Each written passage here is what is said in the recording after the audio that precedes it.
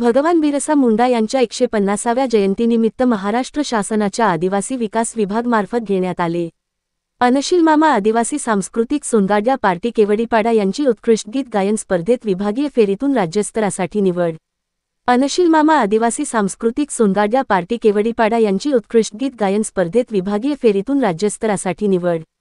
नंदुरबार जिल्ह्यात भगवान बिरसा मुंडा यांच्या 150व्या जयंतीनिमित्त महाराष्ट्र शासनाच्या आदिवासी विकास विभाग मार्फत देवगिरी विभाग याच्यामध्ये बीड, बुलढाणा, नांदेड, परभणी, नंदुरबार, जळगाव, धुळे या जिल्ह्यातून स्पर्धकांनी मोठ्या संख्येने सहभाग नोंदवलेला होता।